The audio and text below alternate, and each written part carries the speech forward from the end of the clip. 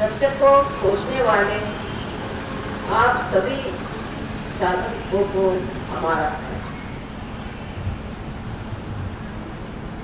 मैंने कल आपसे निवेदन किया था कि सत्य है वही है, हम सत्य को बदल नहीं सकते, उसकी कल्पना नहीं कर सकते और इस मानव चेतना के साथ उसे जान भी नहीं सकते। सत्य जो है अपनी जगह स्थित है। सत्य को जानने के लिए हमें मानव चेतना से ऊपर उठना चाहिए। साइंस के जो कुछ कार्यक्रम हुए उसको देखते हुए नजर में ये बात आती है कि हर चीज मानो एक लाइन पे बढ़ती है और फिर वापस लौट के फिर हानिकारक ही होता है। कोई सी भी चीज शुरुआत होती है और अंत में उसका दुष्परिणाम ही देखा जाता है, क्योंकि हम ये नहीं जानते हैं कि किस हद तक हमें जाना चाहिए। संसार में जितने भी प्रश्न बरसाते, भूषण के प्रश्न, आपके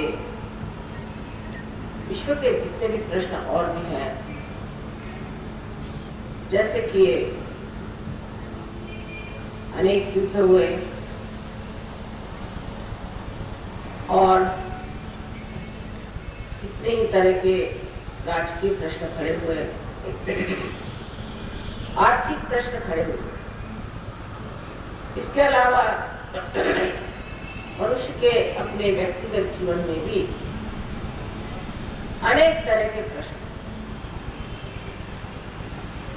ये सारे जो प्रश्न हैं, ये इनका उद्भव मनुष्य से ही हुआ, इसका कारण मनुष्य, मानव ने ही ये सारे प्रश्न अपने लिए खड़े, इसलिए इसका परिवर्तन होना बहुत जरूरी है। और उसकी सारी व्यवस्था अगर हमारे अंदर है तो हम क्यों न अपने आत्म साक्षात्कार को प्राप्त। और यहाँ पर आप लोग जो आए थे इस राजस्थान की पुण्यभूमि में, मुझे बहुत आनंद आया कि सब के सब को ये चारों तरफ फैली हुई परमात्मा की प्रेम की शक्ति महसूस, उसका बोध।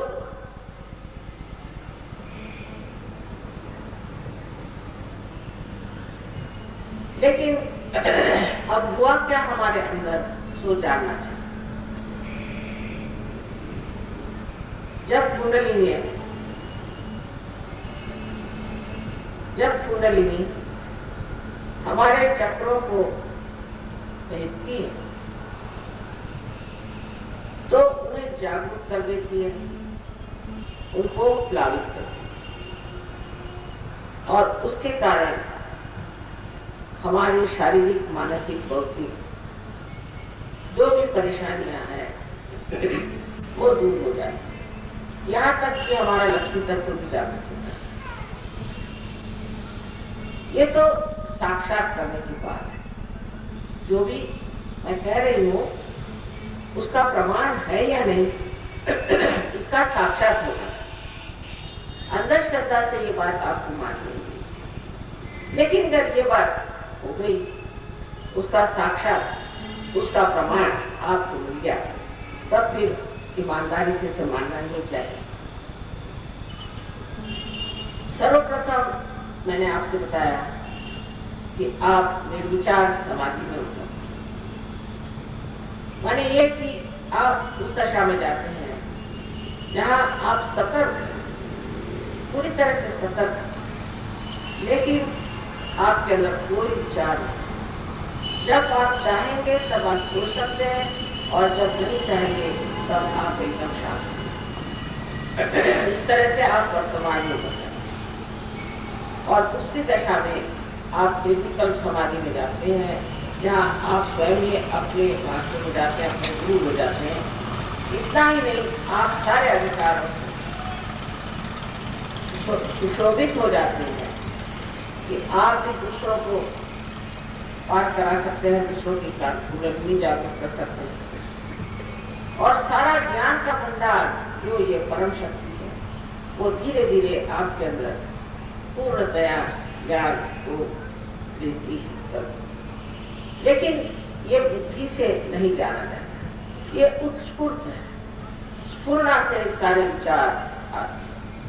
हमने देखा है कि बहुत सारे लेखक जो बिल्कुल उदीयमान थे वो बड़े भारी लेखक हो गए। बहुत सारे संगीतकार जो कि सर्वसाधारण संगीतकार थे वो बहुत बड़े संगीतकार। कारण ये है कि हमारे अंदर जो प्रेरणात्मक स्फूर्त जिसे क्रिएटिविटी कहते हैं, उसको चालना चाहिए। और उसकी चालना पाते ही मनुष्य एक नए आयाम में आ जाता है कि वो ऐसा कहता है कि पता नहीं कैसे, मुझे ये मैं नहीं बता सकता कैसे, पर एकदम ये घटित हो गया। एक साहब है वो किस सहयोग में आए तो वो कहते थे कि मैं तो बिल्कुल हिंदी या मराठी या अंग्रेजी किसी भी भाषा में कभी प्रभुत्व नहीं पा सकते। वो स्वयं चार्टर्ड अकाउंटेंट, सिर्फ गणित के सिवा मुझे कुछ नहीं आता। हठात एक दिन वो कवि हो गए और बहुत सुंदर कविताएं लिखने लग गए, हिंदी में भी और उर्दू में भी, मराठी में। तो उनको खुद ही आश्चर्य हुआ कि मैं कैसे इतनी सुंदर कविताएं लिख रहे हैं। और वो श्रृंखला इतनी सुंदर बनाने लग गए कि सब लोग सोचने लगे कि ये जो कभी एक शब्द भी इन्होंने किसी वाग्मय में या किसी साहित्य में पढ़ा ही नहीं, वो इतने साहित्यिक कैसे हो। तो ये सारा जो ज्ञान हमें है, ये भी सब परमात्मा की चीज है। जब आप उसके साम्राज्य में करते हैं तो हर तरह का ज्ञान आप प्राप्त करते हैं। किंतु सबसे बड़ी चीज जो हमारे अंदर होती है वो ये है कि हमारे अंदर एक नया आयाम, नया डायमेंशन तैयार होता है, जिसे हम एक सामूहिक चेतना कहते हैं। माने हमारे उंगलियों पर हम महसूस कर सकते हैं, उंगलियों पर हम महसूस कर सकते हैं कि हमारे चक्र क्या है, वो क्या आत्मबोध हो गया, और दूसरों के चक्रों में क्या दोष है। अगर हम किसी तरह से ये चीज सीखें कि हम किस तरह से ये चक्र ठीक कर सकते हैं, तो वो क्या, क्योंकि दूसरा कौन है, सब एक ही अंग प्रत्यंग उस विराट। जब वो जागरूक हो गए तब वो जानते हैं कि हम सब एक हैं। जैसे समझ लीजिए कि इस हाथ में कोई शिकायत हुई तो फौरन ये हाथ उसे मदद करने के लिए दौड़ा, किंतु अगर समझ लीजिए एक उंगली कर इसी तरह से बिल्कुल ही सो गई हो, नम हो गई हो, तो उसको कुछ भी हो जाए तो पूरे शरीर को मालूम नहीं पड़ेगा। उसी प्रकार जो लोग सोए हुए हैं, जो जागे नहीं, वो इस शरीर के महान विराट के अंग प्रत्यंग बने नहीं है, तो अंग प्रत्यंग, लेकिन अभी जागरूक नहीं। इसलिए कि ये सामूहिक चेतना का, कलेक्टिव कॉन्शियसनेस की जो नई धारणा हमारे अंदर अकस्मात हो जाती है, ये हम अपने सेंट्रल नर्वस सिस्टम पे जानते हैं, अपने मज्जातंत्र पे जानते हैं। अब हमारे उत्काश में हमने जो कुछ भी पाया वो हम अपने नसों पर जानते हैं। इस तरह एक समझ लीजिए कुत्ता या घोड़ा, उससे कहिए किसी भी गंदी जगह से वो गुजर जाएगा, लेकिन इंसान नहीं गुजर सकता, क्योंकि वो इंसान है और उसके नाक, घ्राणेंद्र वगैरह इतने ज्यादा उत्क्रांति में संवेदनशील हो गए हैं कि वो इसको बर्दाश्त नहीं। इसी प्रकार जब मनुष्य अपने आत्मा के प्रकाश में जागृत होता है तो वो पाप को बर्दाश्त ही नहीं करता, वो पाप कर ही नहीं सकता, वो गलत काम कर ही नहीं सकता। अब आप साधु संतों को जाना है, वो कोई गलत काम नहीं, वो किसी को सताते नहीं, किसी को मारते नहीं, किसी को पीटते नहीं थे, किसी का पैसा लूटते नहीं थे, किसी के प्रति उन्हें किसी तरह का मत्सर नहीं था। कोई किसी का उन्होंने पकड़ नहीं, किसी को तकलीफ कोई तो दौड़ के गए, उनके प्रति करुणा, ये सब चीजें उनके पास आई थी। वो एक महान मानव है। लेकिन जैसे ही आपको ये घटित हो जाता है, ऐसे ही आप भी अत्यंत नेक, अत्यंत शाली और प्रेममय हो। ये होना अत्यंत आवश्यक है। आजकल के जमाने में हम लोगों ने प्रेम चीज जाना है।